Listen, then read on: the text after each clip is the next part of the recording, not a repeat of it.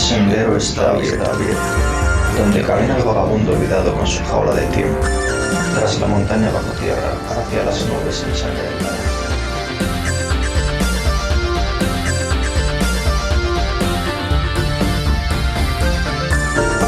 Muy buenas noches, escuchantes, y bienvenidos al Pasadizo. Un paseo poco transitado. Color que encienda una chispa que pueda brillar en la oscuridad.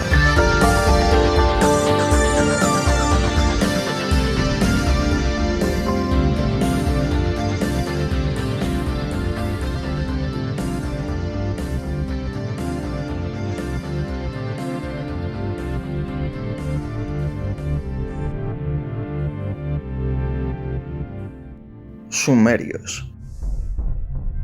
Vamos hoy con una petición que nos hacían llegar. La primera ciudad, la primera ley, el primer sistema de escritura que luego adoptaron otros pueblos constituyen el legado cultural de los sumerios, que además tenían tiempo para cuidar de sus enfermos y también para luchar en la guerra. La mayoría de los investigadores dieron por hecho que los sumerios no procedían de Mesopotamia, sino de Asia Central. Así se pensaba en las investigaciones más ortodoxas, pues no existía consenso sobre el origen del pueblo sumerio. Para algunos los sumerios llegaron a la Baja Mesopotamia en el siglo IV, tal vez desde Anatolia, Irán o la India. Para otros, en cambio, ya se encontraban asentados en la región desde tiempos neolíticos. Pero hoy en día, gracias a las excavaciones y los análisis genéticos, ya no hay ninguna duda sobre el origen de la civilización que inventó las ciudades. Los sumerios fueron una civilización que se desarrolló entre el V y el segundo milenio antes de Cristo, en la región conocida como Baja Mesopotamia, entre los ríos Tigris y Éufrates, un territorio ubicado al sur del actual Irak. Repito, hay que repetir las fechas. Hablamos del quinto milenio a segundo milenio, es decir, hace 7000 años. Básicamente es de lo que se puede dar testimonio por los registros hallados o los hallazgos arqueológicos, pero probablemente pueda ser más antigua.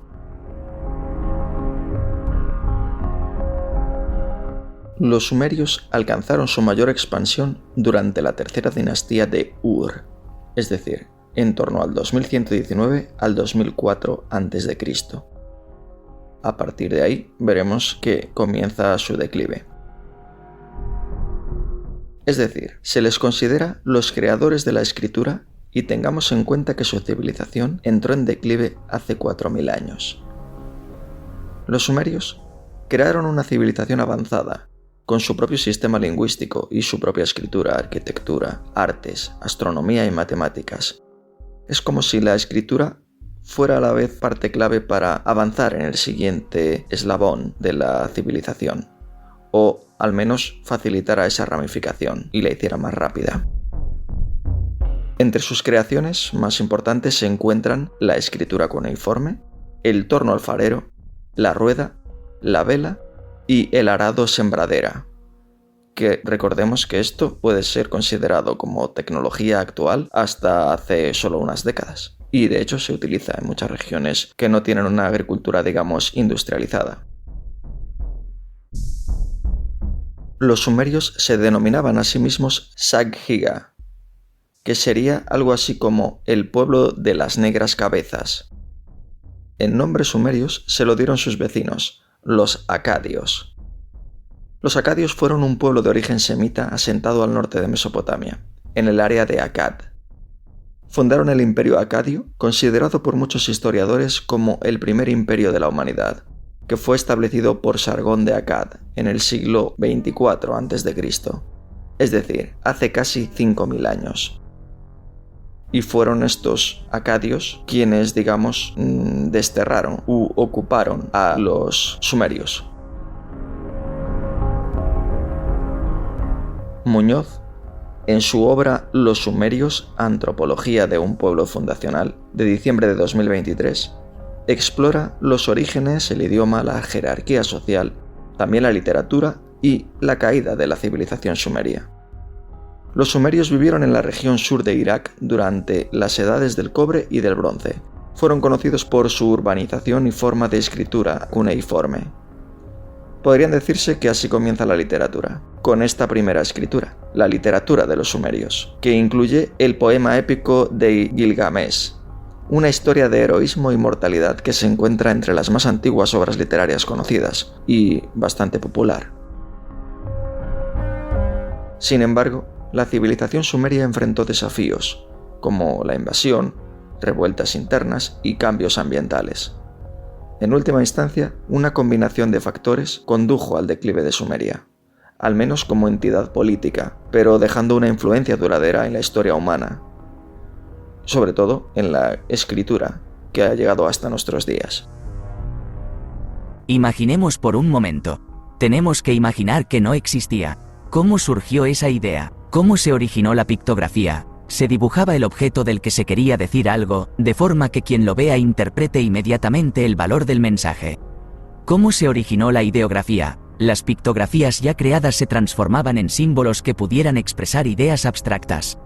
¿Cómo se originó la escritura fonética? Se desvinculan totalmente los signos del objeto y pasan a representar a los sonidos que se emplean para referirse a él. Imaginemos cómo y quienes aprendían a escribir, cómo se unificó para que se entendiera.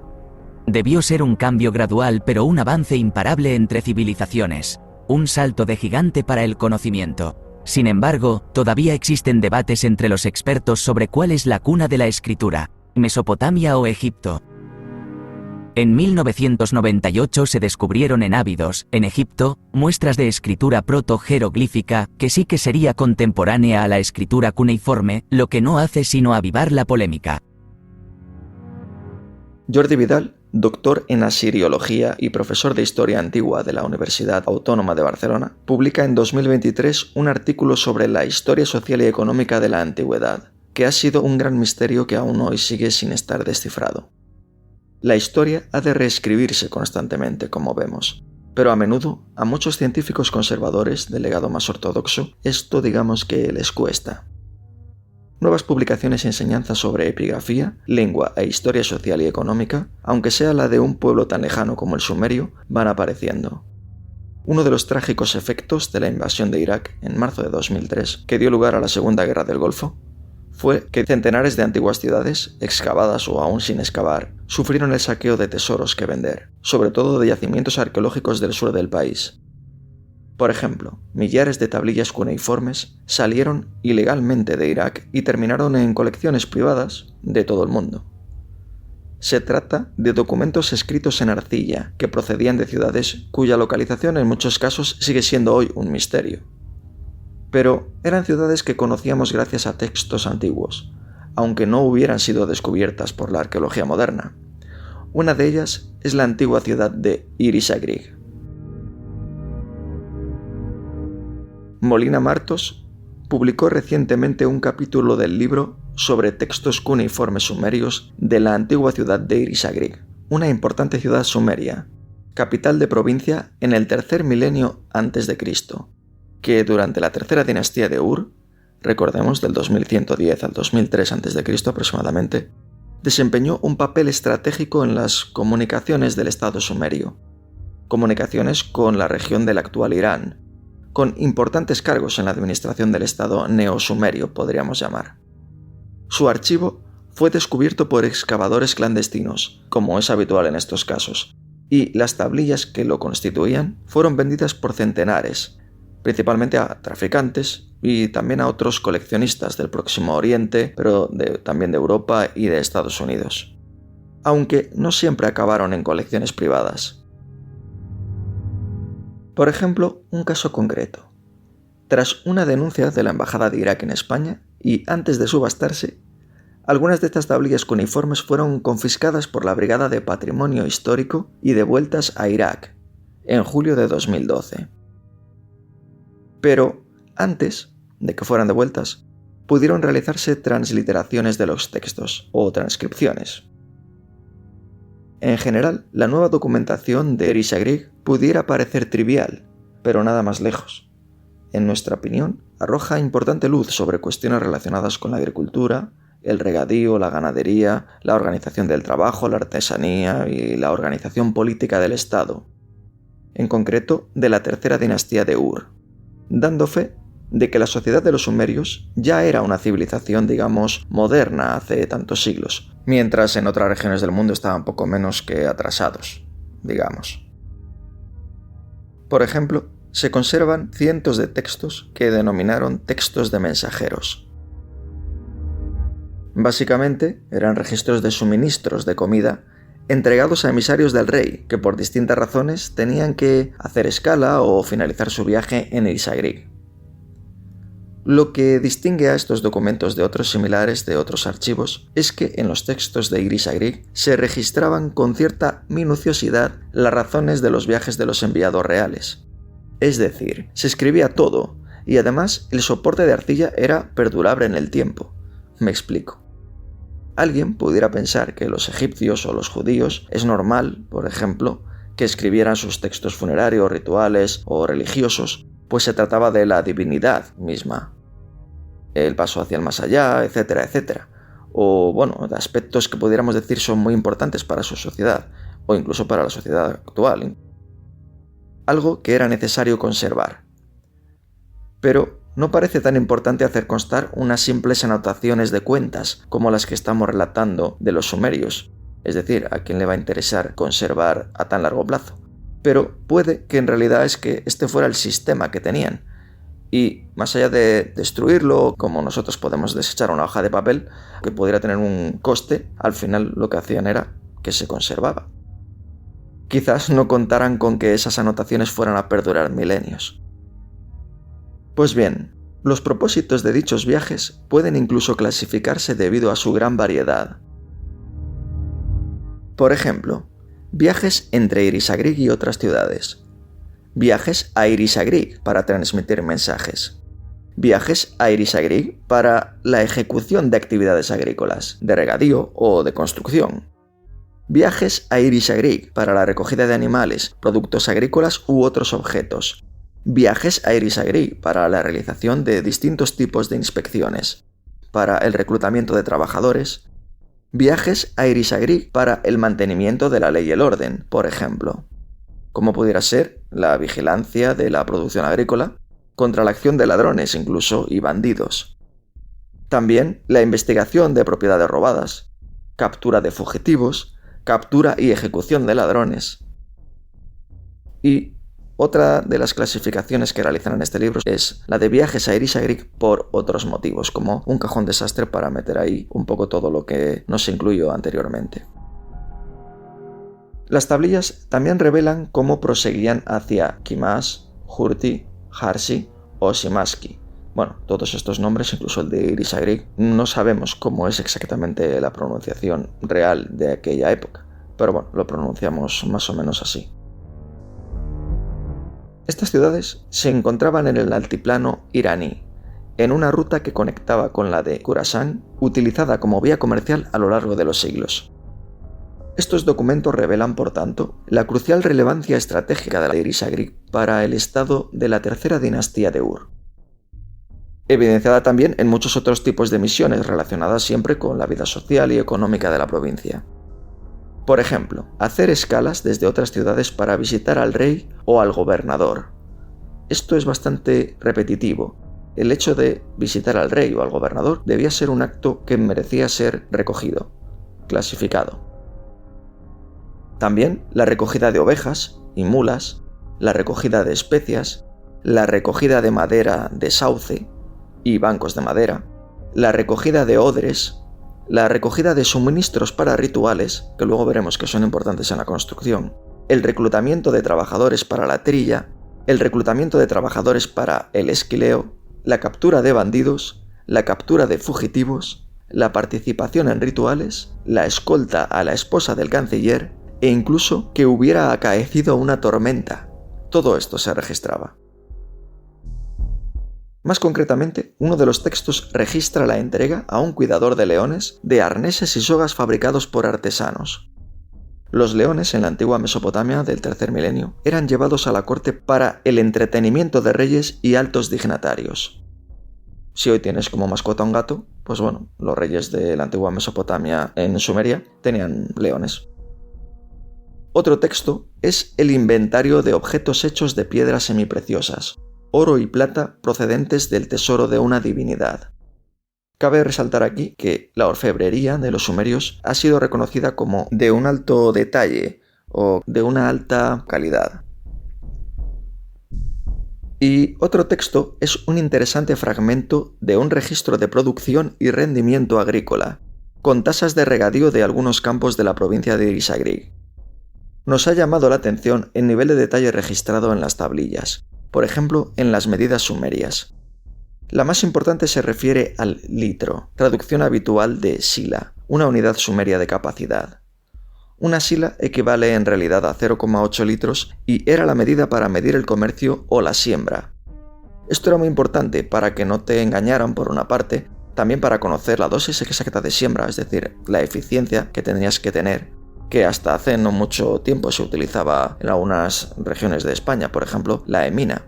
En cada sitio se llamará de una manera, que era un recipiente que, lleno de un cereal, completaba una superficie de siembra.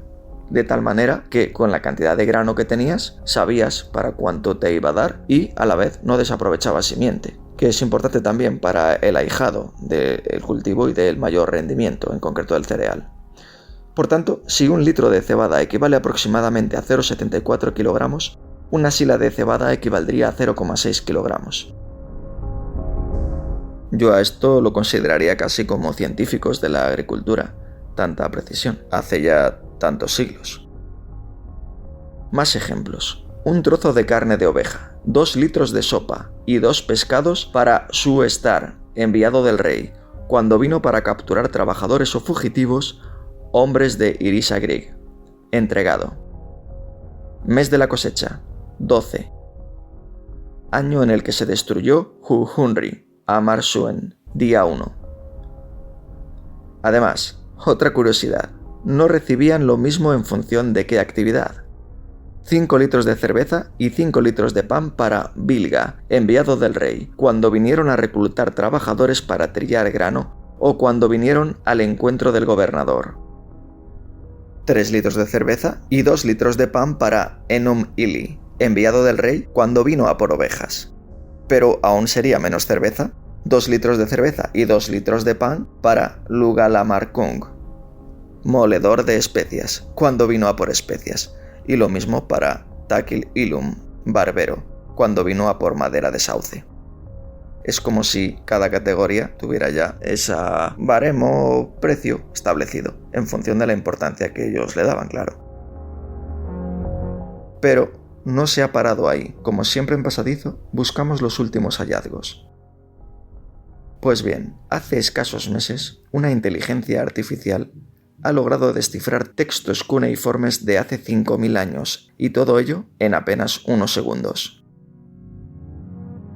Investigadores liderados por Gutherd, científico informático que comenzó el proyecto en la Universidad de Tel Aviv en 2020, o el arqueólogo Shai Gordin de la Universidad de Ciencias Aplicadas de Ariel, han entrenado una inteligencia artificial con imágenes escaneadas tridimensionalmente de textos cuneiformes.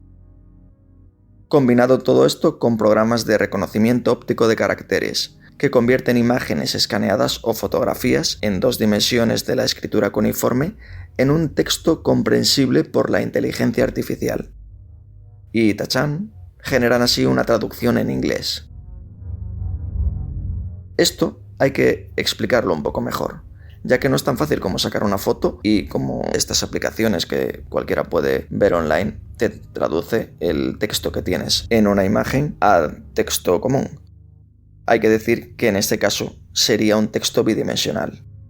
Pero el problema principal de analizar textos cuneiformes es que es una escritura en relieve, es decir, se hacía sobre tablas cerámicas de arcilla e incluso sobre objetos como cilindros u otros.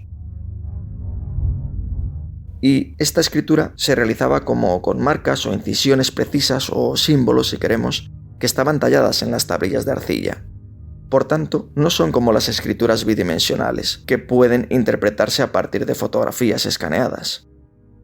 El cuneiforme requiere por tanto imágenes en alta resolución que sean muy precisas, a falta de tener el original físico y tridimensional, claro, ya que hay aspectos o particularidades como la profundidad de la incisión o la luz que incide sobre el objeto, que pueden alterar la percepción de los símbolos y, por tanto, dar una lectura equivocada. Me explico mejor.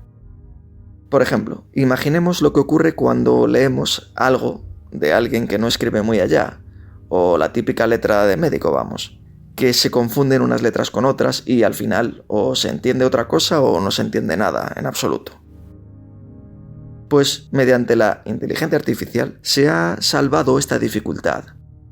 Pero para nosotros lo más importante no es solo eso, sino que se ha entrenado un modelo con estas imágenes tridimensionales de estas cuñas, como así se llaman los símbolos de esta escritura cuneiforme.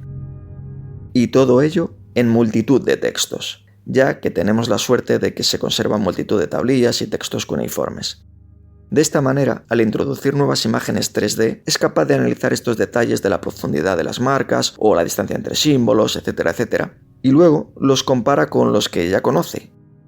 Y así, mediante muchas combinaciones y cruces de datos, no sé, supongo con algo como Machine Learning o algo así, serán capaces de descifrar el significado de las unidades semánticas o lo que nosotros llamaríamos palabras, y por tanto así generar una traducción. Además, esto genera comparaciones semánticas que aprende en tiempo real. Vamos, lo que solo un puñado de expertos puede hacer en toda su vida, consigue hacerlo la inteligencia artificial, y obvio, aporta una mayor fiabilidad o porcentaje de coincidencia. Pero cabe destacar además otra dificultad, y es que solo en tiempos relativamente recientes se ha establecido científicamente la gramática. No conocemos realmente cuál era la forma gramatical o la estructura de las palabras para formar las frases y darle así un sentido de la lengua sumeria en su momento.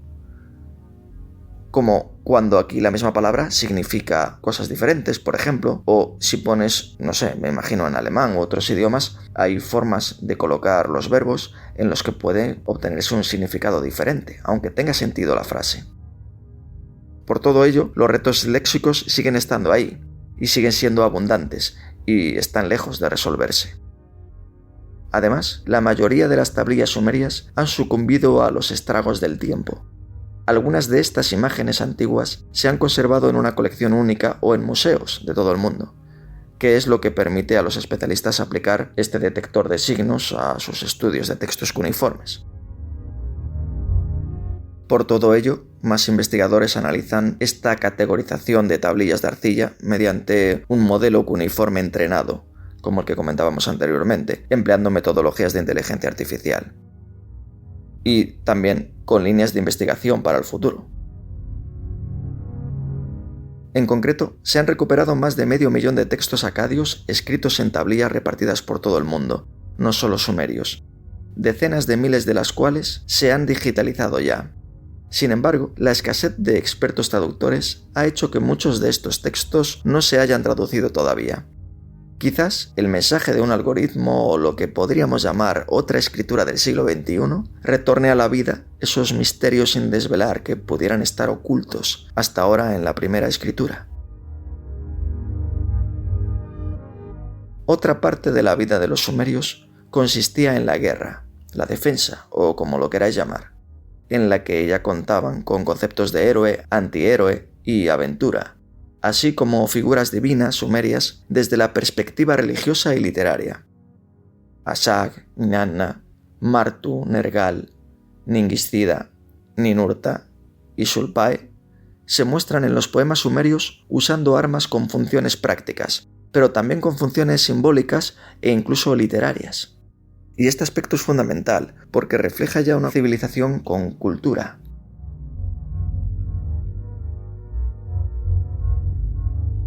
Deberes, responsabilidades y gestión de los esclavos en los contratos sumerios. Gabriel Espada, en 2023, publica un artículo que examina algunos aspectos de un grupo de contratos modelo sumerios, que registran esas transacciones que involucran esclavos, a saber, las promesas anticréticas. ¿Y qué es esto? Pues es que el deudor comprometió a un esclavo a trabajar para el acreedor, pero en lugar de pagar intereses sobre su préstamo. En el artículo también registra la contratación de esclavos como trabajadores. Esto se ha atribuido también a otras civilizaciones antiguas, como la de Egipto, por ejemplo para la realización de los templos o las pirámides. aunque en algunos casos ha sido discutido. Aquí vemos cómo se demuestra que pudiera ser factible. En el apéndice se publican por primera vez 2 de estos modelos de contratos. Además, la autora propone la versión reconstruida de un tercer modelo de contrato, basado en 5 fuentes. Utu e Inanna, un cántico cúltico sumerio que contiene un mito sobre el viaje del sol naciente, la aparición del lucero del alba y el comercio de bienes de lujo. Beatriz Baragli y Jeremiah Peterson publicaron recientemente un artículo que ofrece la editio princeps de una canción cúltica sumeria de la antigua Babilonia, que describe un mito hasta ahora desconocido, que presenta al dios del sol, Utu, en su mítico viaje al amanecer, cruzando el mar, su encuentro con su hermana Inanna y el comercio de bienes de lujo. El mito del encuentro de Utu con su hermana Inanna en el horizonte oriental solo estaba atestiguado en textos dispersos como Utu. Pero esta composición ofrece también una rara descripción literaria del lejano comercio, en concreto de metales preciosos, piedras y sobre todo de productos aromáticos que pasaban por el centro comercial de Sipar. Esto se asemeja al papel de Utu como dios de la ciudad de Sipar, como patrón de los mercaderes viajeros y también como protector de los débiles. Es un gran relato, cuando antes hacíamos referencia a la cultura, que va más allá de lo mítico, parece literatura en sí misma.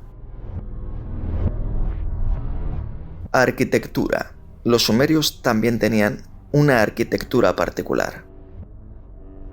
En el entorno plano, fértil y arcilloso de los ríos Tigris y Éufrates se produjo uno de los grandes saltos tecnológicos de la historia de la humanidad, la invención de la agricultura.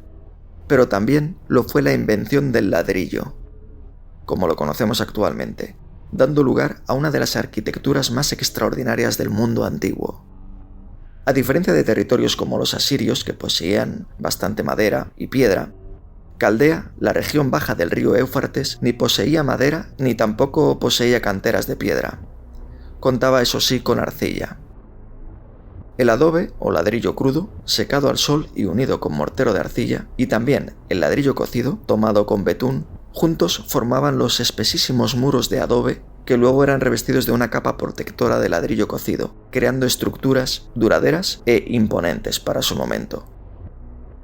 Su máxima expresión es el zigurat, un templo de la antigua Mesopotamia, una torre piramidal y escalonada con escaleras de acceso en ambos casos, formada por la superposición decreciente de cada una de las capas, en cuya terraza superior se levanta un templo. Los más antiguos se levantaron a finales del cuarto milenio antes de Cristo, a partir de los templos sobre plataformas. Repito, hace más de 5.000 años. A diferencia de la pirámide, se erigía dentro de la ciudad como templo dedicado a una deidad. Hemos de añadir que las construcciones se realizaban a posteriori de un rito fundacional. Y esto es importante, sin rito no era posible construir ni hacer casi nada. Azara señala que un edificio se alzaba tanto por los cálculos adecuados y la construcción eficiente, que es lo que hoy llamaríamos ingeniería o arquitectura si queréis, porque lo ideal es que sea, aparte de técnicamente viable y que no se caiga, que sea lo más eficiente o lo más barato posible. Pero no solo bastaba esto, sino que también era importante la ejecución de los ritos convenidos. Por ejemplo, las ofrendas, depositadas en el hondo de las zanjas, soportaban el peso del edificio tanto como la cimentación y los muros. Esa era la creencia. Cualquier derrumbe era imputado a la realización errónea del rito de purificación, debido a la impureza del sacerdote o a la inadecuada entrega de las ofrendas. Más allá de que pudiera estar mal construido los materiales o el paso del tiempo o lo que queráis. De hecho, la construcción, como se ha indicado, se hallaba sacralizada en extremo. Por este motivo, muchas de las construcciones se materializaban sobre los restos de otras más antiguas, que fueron debidamente fundadas mediante los ritos oportunos. Es como si se requiriera cumplir que Dios aprobara esa ubicación en tiempos pretéritos. La idea de montículo guarda relación con esta tradición. pues lo nuevo se sobreeleva. Así vamos haciendo como capas, cada una de ellas va amontonada sobre la anterior. Se sobreelevaba sobre lo viejo, digamos. Y esto nos recordará a otras civilizaciones antiguas que son comunes, pues las pirámides de Egipto o de América, en China o Asia se han encontrado algunas más, incluso algunas en Europa. Pero siempre ha llamado la atención de que estas estructuras fueran similares a las de América. Obviamente porque se supone que no se había cruzado el continente. Pero no solo eso, la plasticidad sumeria y su refinamiento eran excelsos.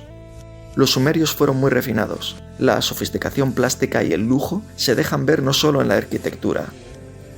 Del mismo modo, como decíamos antes, también se encontraba en la orfebrería este refinamiento, e incluso en la escultura y en la escritura, que llevamos repitiendo.